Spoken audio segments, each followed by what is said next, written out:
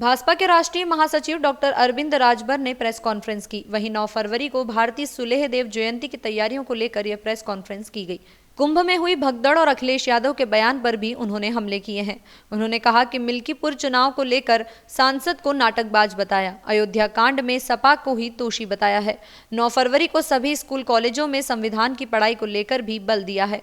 जिला मुख्यालय स्थित सर्किट हाउस में प्रेस कॉन्फ्रेंस की गई थी। हो रहा है, हम लोगों की इच्छा है, यह हमारा संकल्प है, आने वाले समयों में उत्तर प्रदेश के समस्त शैक्षणिक संस्थानों में जिस संविधान को लेकर के हमारा विपक्ष जो पीडीए का नारा दे रहा है, जो पीडीए का एक्चुअल जो उदाहरण है वो यही है, परिवार डेवलपमेंट अथॉरिटी, न कि पिछड़ा दलित अल्पसंख्यक या अगड़ा, जो भी उनका नारा है, यह कहीं न कहीं जनता के प्रति एक छलावा है।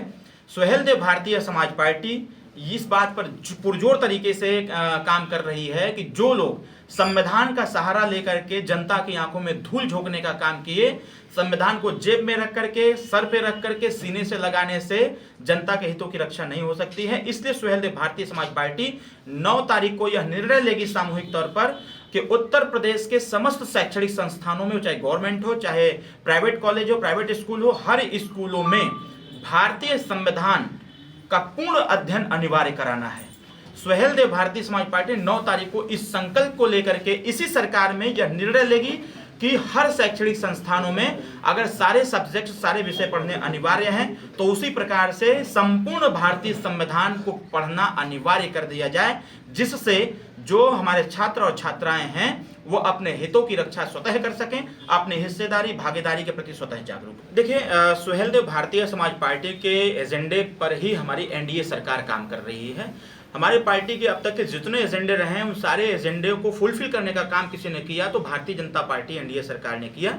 और हम लोग अपनी पार्टी का संचालन भी ऐसे ही कम्युनिटी के साथ मिलकर करते हैं जो सामाजिक, शैक्षणिक, राजनीतिक और आर्थिक दृष्टिकोण से पिछड़े और पिछाड़े गए लोग हैं। सबसे अच्छी बात यह है कि जब से पंचायती राज विभाग के मंत्री माननीय श्री ओम प्रकाश राजभर जी बने हैं, जो हम सबके नेता हैं, उन्होंने मान्यवर कांशीराम साहब और डॉक्टर बी.आर. अम्बेडकर साहब, सरदार पटेल जी और महात्मा गांधी जी के सपने को साकार किया। सपना उन्होंने देखा था कि आने वाली सरकारें, लोकतांत्रिक व्यवस्था में आने वाली सरकारें कुछ ऐसी व्यवस्था बनावें कि जिससे कि एक ही साथ समस्त गरीबों का कल्याण हो सके, सरकारी योजनाएं उनके तक पहुंचे।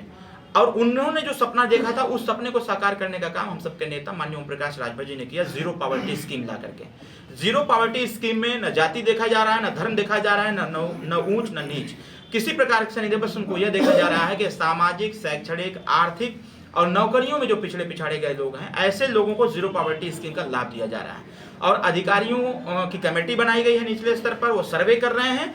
और इसमें नियम यह भी बनाया गया है कि सर्वे के बाद भी अगर कोई व्यक्ति छूटता है गलती से या फिर जानबूझ के कोई अधिकारी बदमाशी करता है, तो ऐसे अधिकारी के खिलाफ हमारे माननीय मंत्री जी सख्त कार्रवाई करेंगे और उसको सस्पेंड करते हुए पुनः उस गांव की जांच कराएंगे। हमारा मानना यह है कि सरकार की जो योजनाएं हैं, वो चाहे आवास की हो, चाहे शौचालय की हो, आयुष्मान कार्ड की हो, श्रम कार्ड की हो, तो यह Suheldev Bharatiya Samaj party zero poverty scheme से ही कर रही है। इसके साथ साथ बेरोजगारी दर को जो हम लोग देख रहे हैं, तो बेरोजगार जो हमारे युवा साथी पढ़े लिखे हैं, उनके लिए भी युवा उद्यमी के नाम से एक योजना चलाई गई पंचायती राज विभाग के माध्यम से।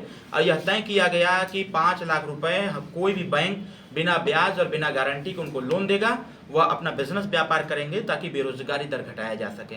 इसके साथ साथ सुहेलदेव भारतीय समाज पार्टी ने जो दबाव बनाया संगठन के माध्यम से, रैली, सभा, जनसभा के माध्यम से, कि हम लोगों की सोच थी, माननीय नेताजी की हमारी सोच थी कि जो गरीब जहां पर भी, जिस भी जमीन पर 15 साल, 20 साल, 25 साल से बसा हुआ है, वह जमीन का उतना एरिया नाप करके उस व्यक्ति को दे दिया जाए जो लंबे समय से वहां निवास कर रहा है।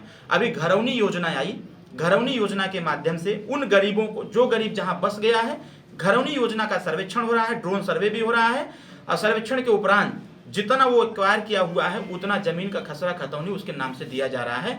इसको बड़ी गहनता से और गंभीरता से हम लोग इसको संचालित करने का काम कर रहे हैं। अभी हम बात कर रहे थे, अभी बजट का भी स्टार्ट हुआ था, उसमें मिडिल क्लास के लिए बताया गया कि 12 लाख तक का जो है टैक्स जमा नहीं करना होगा।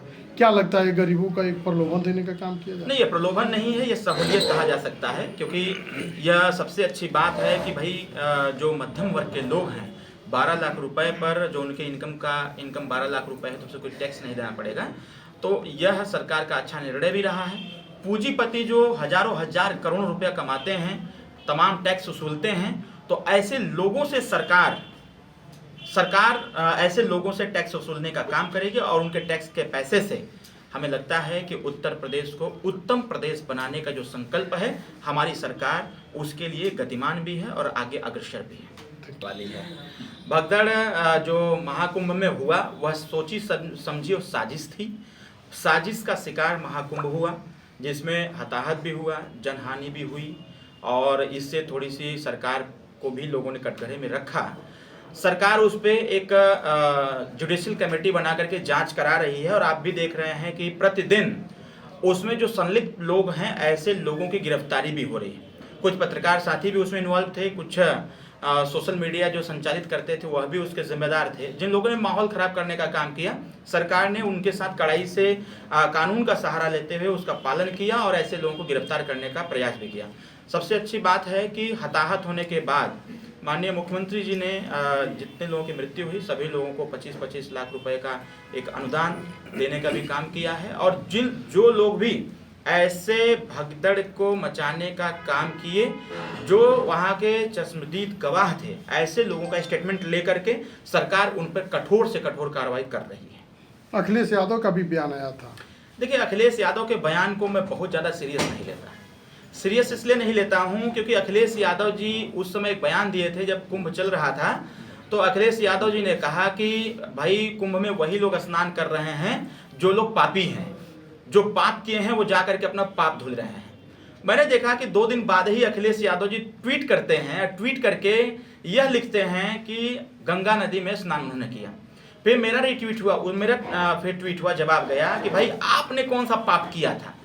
अखिलेश यादव जी कहे कि महाकुंभ में वही लोग जा रहे हैं जो अपने जीवन में पाप किए हैं, अपने पाप को धोने के लिए महाकुंभ में जा रहे हैं। तो अखिलेश यादव जब विगत दिनों 10-15 दिन पहले गए हुए थे, कहे मैंने 11 डुबकी लगाया, तो अखिलेश जी कौन से पाप किए थे?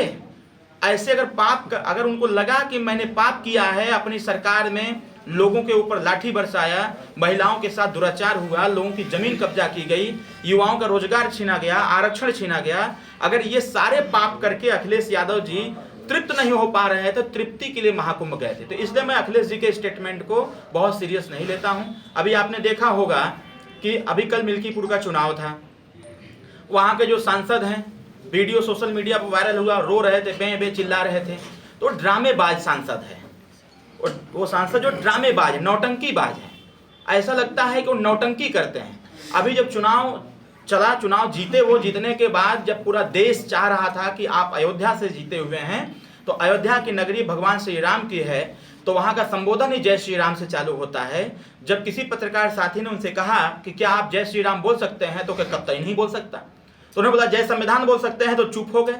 न आप संविधान को मान रहे हो, न आप जय श्री राम को मान रहे हो। और जब कोई घटना घटित हो गई तो उस घटना में मीडिया के सामने और मंच पर आकर के पे चिल्ला रहे हो, ड्रामा कर रहे हो, कह रहे हे राम हे राम। और जब उस पर जांच कमेटी बैठाई गई, सांसद ने कहा कि इसकी गहनता से जांच हो। जब जांच कमेटी बैठाई गई, जांच में आया कि समाजवादी पार्टी के ही 3 लोगों ने उस बच्ची के साथ दुराचार किया, उसके साथ दुर्व्यवहार किया, दुराचार किया और मार करके नाले में फेंक दिया। जब आया तो सदन में, अभी सदन चल रहा है, दिल्ली से अंग्रेजी में भाषण देना चालू कर दी। तब तो पे नहीं चिल्लाए, तब भगवान राम की याद नहीं आई। तो मेरा मानना यह है कि जो मिल्कीपुर के सांसद हैं नौटंकीबाज हैं, ड्रामेबाज हैं। उनकी नौटंकी और ड्रामा जनता जान चुकी थी, इसीलिए कल खुल करके मतदान की और मिल्कीपुर की सीट एनडीए चुनाव जीतेगी और भारी बहुमत से जीतेगी। जनजागरण संदेश के लिए राकेश कुशवाहा की रिपोर्ट।